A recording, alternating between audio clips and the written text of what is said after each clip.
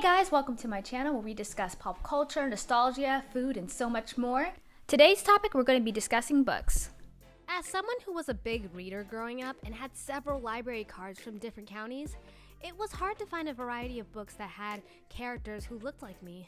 So I decided to compile a compilation of books that I remember had black girls as the main characters / or side characters.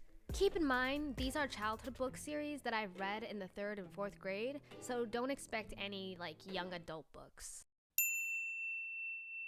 Growing up, I had an obsession with all things historic, especially things that were presidential.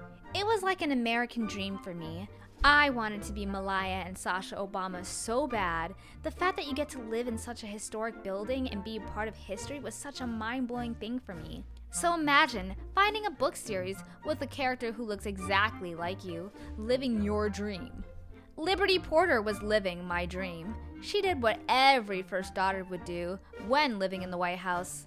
Visit the White House chocolate shop, travel with the Secret Service, boarding Air Force One, and having sugar gliders as pets. Okay, maybe not the last part because those things look kinda scary, but yes to everything else. The series published in 2009, ironically when Obama was first inaugurated. Liberty Porter represented how kids who look like me can fill in spaces where I and so many others aren't usually represented.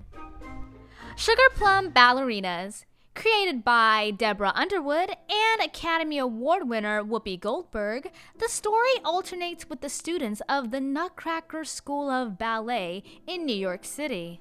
What caught my eye with this series was obviously the covers. I mean, the variety of skin tones and natural hairstyles. I just thought that they were so compelling to see people who really looked like me and my peers. And the fact that black ballerinas were a thing.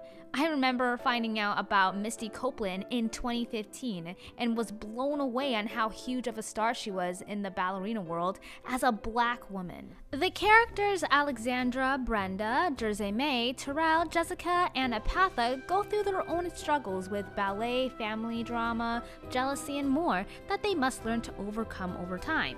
But with hard work, determination, and passion, they're all able to succumb their struggles one way or another with the power of friendship. Side note, guys, look at this illustration. It looks exactly like me and my siblings.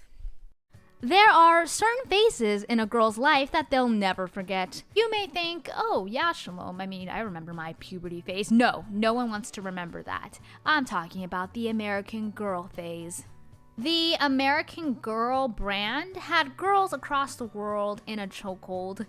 I had friends who had the dolls, something that me and my siblings really wanted, but unfortunately we didn't get. I also remember reading the monthly magazines, and of course reading all the different American Girl book series. A little background on American Girl, it was created by Pleasant Rowland, who had the idea of making a book series about a group of 9-year-old girls growing up in different times in history while selling dolls and accessories of their time, and thus American Girl was born.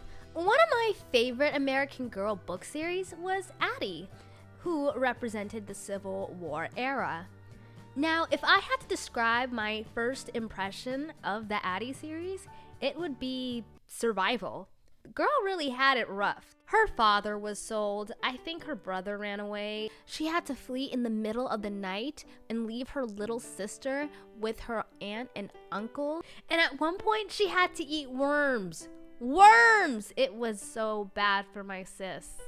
Despite the trauma that was portrayed in Addy's life, she taught me something that really left me an impression, especially since I was the same age as her as I began reading this series. She taught me to endure the hate for looking different, to fight for her freedom at a young age, to learn how to read and write at the age of 9 to 10. To endure the hardship that was constantly being thrown at her, and for her to really just push through, it amazed me. A fun fact, as I was researching, I found out that each American Girl had a cookbook that represented the meals of their time. For Addie's case, foods that include collard greens, peach cobbler, cornbread, the typical black foods.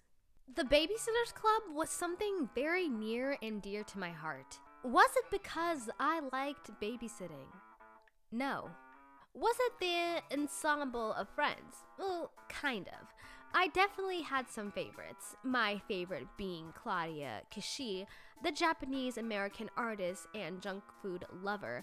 I connected with Claudia a lot, even naming a doll after her. I especially related to her every time that she would express her distaste and her frustrations with school, because that's something I was going through. And I think that's what makes the Babysitter Club so special. An ensemble of girls who have different personalities and have their own struggles to deal with. Whether it be Christy, the club president, dealing with her absent father, Stacy, the club treasurer, dealing with her diabetes, or even Jessie, the African American junior officer, where she deals with prejudice. Jessie Ramsey, the new girl in Stony Brook, Connecticut, was the only black girl of the Babysitters Club. She has had a passion for dancing, particularly ballet, and is described as passionate, kind, loves taking care of babies, and graceful. Never would she imagine facing discrimination in this new town. Now, this was a typical experience for black people going through that. It's not the only set of problems she goes through. She goes through other normal things that a preteen herself would go through, like wanting to be treated older than she really is. I mean, she's 11 years old babysitting, so I don't know what she expects. And, she has her likes and interests. She swims, she does sign language, she, does a whole bunch of things that are just normal for her age. I also appreciate the author, Ann M. Martin, not shying away from racism, but also putting, some normal situations into Jessie's character. The Magic Attic Club. Yes, another book series involving a club and an ensemble of girls, including the token black girl. Now, this book series from the 90s focused on a group of girls visiting their neighbor's attic, where they get to wear beautiful costumes, and a magic mirror is involved, which takes them to many adventures depending on the costumes that they wore. Now, I would see this book series occasionally at my local library at the time. I wasn't a big fan of magic books, but I really loved looking at the covers, especially Keisha's.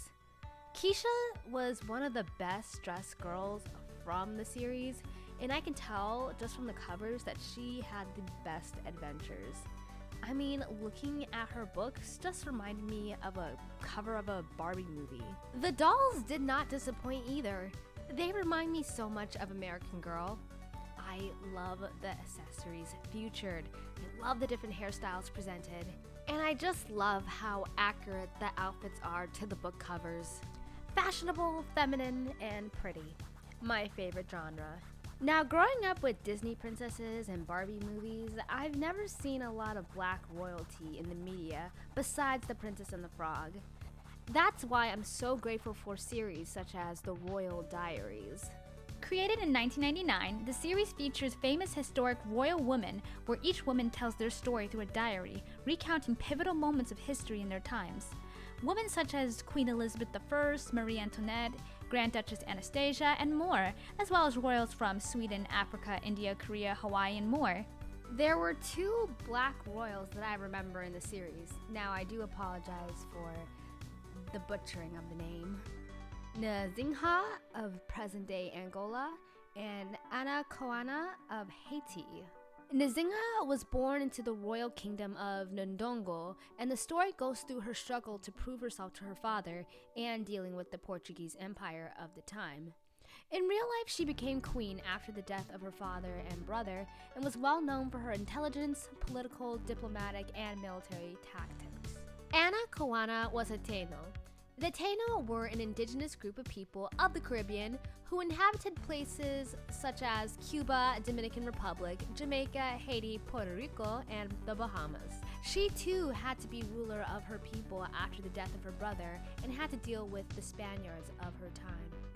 I really appreciate the historic aspect of these real-life historic figures. Not only can we be inspired by them, but we can also expand our minds on learning different cultures, races, and nationalities. I personally think you need to read at least one Royal Diary book. I don't care how old you are, these women's stories are amazing. It really balances off facts and fiction, but I do think the facts trumps the fiction a lot, and it really gives you a good idea on what the characters were going through at the time. Katie Kazoo Switcheroo was quite the book series, and it kind of scared me. This isn't a goosebumps type of scary, but it's something to really, think about.